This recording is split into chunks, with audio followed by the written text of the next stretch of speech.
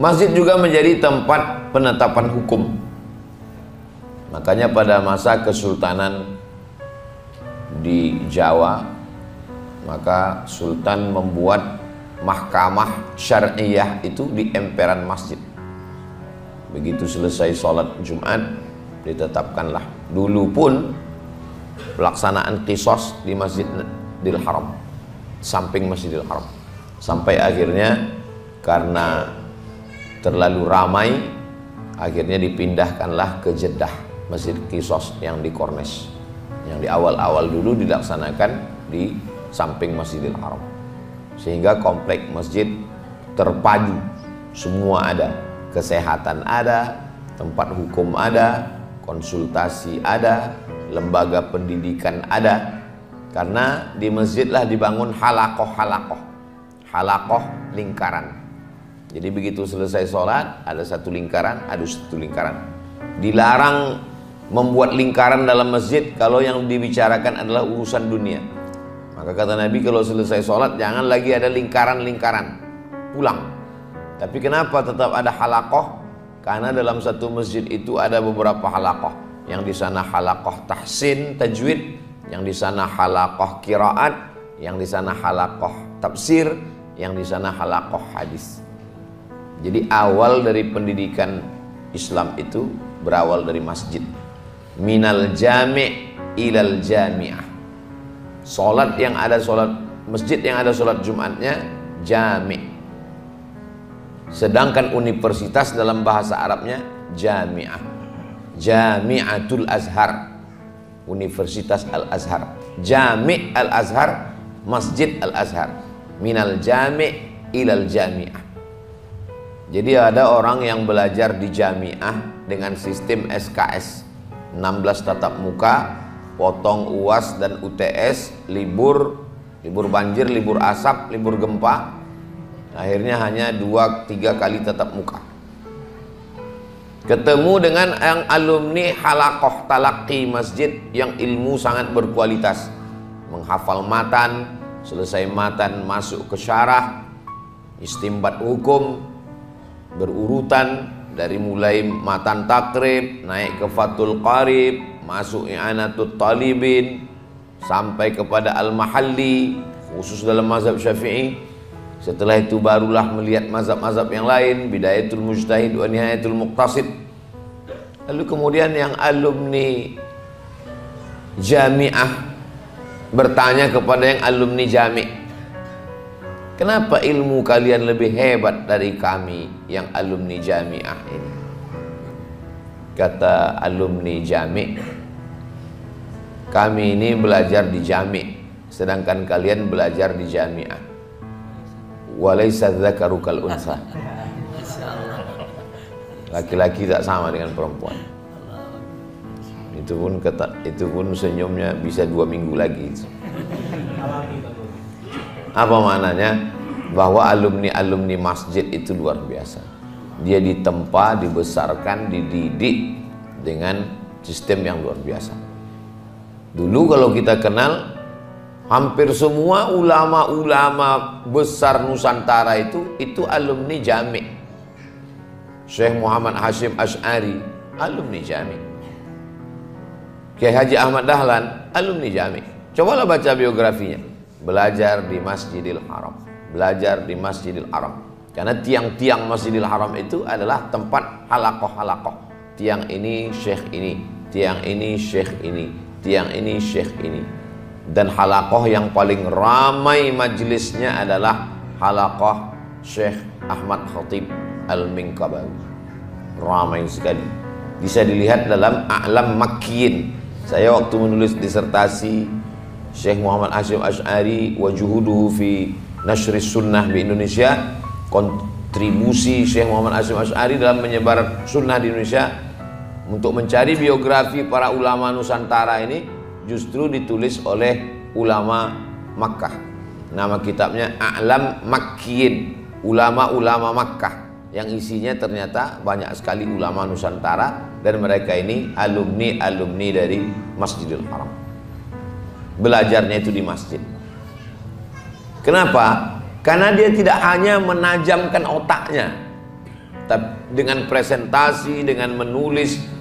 Berapa banyak sekarang pelajar-pelajar kita kalau disuruh menjelaskan makalah tentang sholat, hebat sekali. Sholatul lughatan, sholat istilahan, sholat menurut etimologi, sholat menurut terminologi, dalil tentang sholat, tapi tak pernah sholat berjamaah. Hebat menjelaskan tentang sholat, tapi sholat subuhnya jam 7. Itu apa bedanya dengan Snok Horgroni? Apa bedanya dengan Islamolog, belajar Islamologi, pakar Islam, tapi ruhnya mati? Padahal ulama-ulama dulu itu banyak dapat ilmu itu belajarnya biasa aja, tapi lebih daripada riyadhahnya, ibadahnya. Ittaqullah wa yu'allimukumullah. Takutlah kamu kepada Allah, maka Allah yang akan mengajarkan ilmu itu kepada kamu. Jadi kita sesungguhnya hari ini kalau ada pelatihan masjid di Munzalan, pesertanya dari Sabang sampai Papua, dari bulan ke bulan hadir, itu sebenarnya adalah mengembalikan lagi masjid seperti sedia kala, kembali kepada fitrahnya. Yang hari ini masjid hanya sekedar sholat, dikembalikan lagi masjid sebagai tempat belajar, minal jami' ilal jami'ah, masjid sebagai tempat penetapan hukum, karena dulu masjid tempat memutuskan perkara, masjid sebagai tempat menerima tamu, masjid juga tempat orang berkumpul bersama, bersilaturahim, bertatap muka. Masjid dijadikan Allah Subhanahu wa taala tempat orang merasakan ketenangan batin, berzikir. Ala bidzikrillahi tatmainnul qulub. Jadi banyak sekali orang-orang yang risau di luar masjid, ketika sampai ke masjid hatinya jadi tenang. Sebaliknya zaman sekarang banyak orang, saya Pak Ustadz sejak ke masjid ini sakit kepala saya. Kata Ustadz ini begini, kata Ustadz ini begini. Kalau gitu saya bagusnya nggak ke masjid lagi.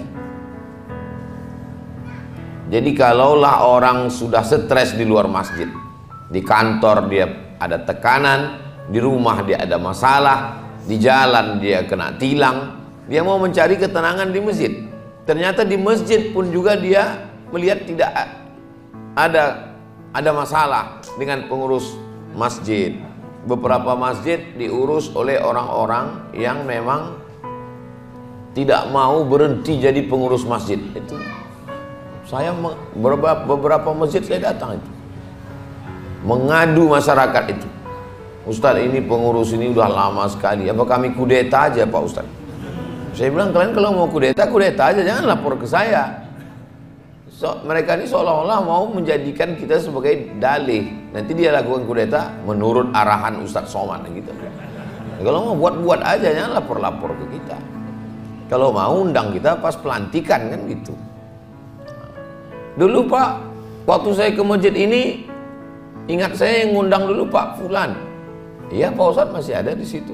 Kenapa dia nggak datang acara maulid ini? Sejak tidak terpilih nggak pernah kesini lagi Pak Ustadz. Ini wa annal masajida lillah. Masjid itu milik Allah, bukan milik pengurus. Bahkan dalam susunan struktur pengurus dari mulai ketua, sekretaris, bendahara sampai ke bawah lebih 40 orang. Pengurus itu aja sah sholat Jumat, tapi tak pernah datang ke masjid. Padahal namanya pengurus masjid. Nah, ini jadi sebenarnya yang dilakukan Munzalan adalah mengembalikan lagi sejarah masjid yang lama yang sudah mulai ditinggalkan. Bahkan beberapa masjid itu hanya sholat Jumat saja. Saya melakukan beberapa perjalanan dakwah. Masuk sebelum subuh kami udah jalan. Begitu masuk waktu sholat subuh mampir ke masjid, terdengar suara azan masjid itu bergembok subuh.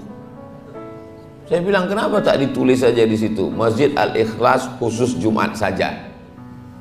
Padahal masjid kalau sampai satu waktu dia tidak dilaksanakan sholat berjamaah, istahwadzat alaihimus syayatin. Satu kampung itu kesetanan. Satu kampung itu dikuasai setan. Makanya ketika kita berani membangun masjid, maka kita sudah menyiapkan imamnya, menyiapkan pengurusnya, menyiapkan khotibnya. Itulah perlunya tadi lembaga pendidikan di samping masjid.